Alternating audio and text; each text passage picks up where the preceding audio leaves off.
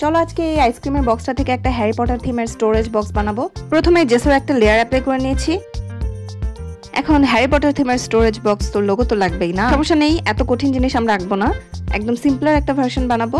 যেহেতু লোগোটাকে আমি ঢাকনার উপর বসাবো আর সাইজটা যেন পারফেক্ট হয়, সেজন্য ঢাকনাটাকে একটা কাগজের উপর ট্রেস করে নিয়ে ঠিক এর মাঝ বরাবর আমি লোগোটাকে এঁকে নিব।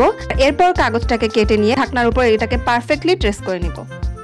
এরপর আমি ইউজ করবো ক্লে, কারণ ক্লে দিয়ে খেলতে আমার খুবই ভালো লাগে।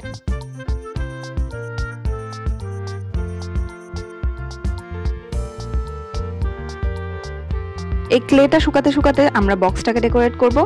আমি এখানে একটা উডেন ইফেক্ট দেওয়ার ট্রাই করব। সো সেরকম কালার করে নিয়ে মাঝখানে একটু ডেপথ অ্যাড করার চেষ্টা করব, যাতে মনে হয় যে অনেকগুলো কাঠ একসাথে জোড়া লাগানো আছে। এরপর এক একটা স্পেসে আমি হগওয়ার্টসের আমার পছন্দ মতো আমার ফেভারিট কিছু প্লেসগুলোকে এখানে বসিয়ে নেব।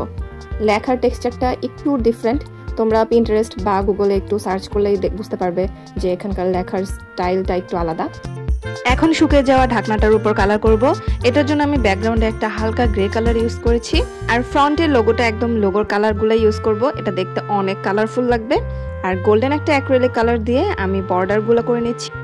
মাঝের হগওয়ার্টসের এইচটাকে আমি একটু সাইন পেন দিয়ে ডিপ করে নিব। And now it's ready to use. এই সিম্পল কিন্তু অ্যাস্থেটিক লুকিং ডিআইওয়াই স্টোরেজ বক্সটা তোমাদের কাছে কেমন লাগলো কমেন্ট বক্সে জানাও। আর ভিডিও ভালো লাগলে অবশ্যই একটা লাইক করে দিও।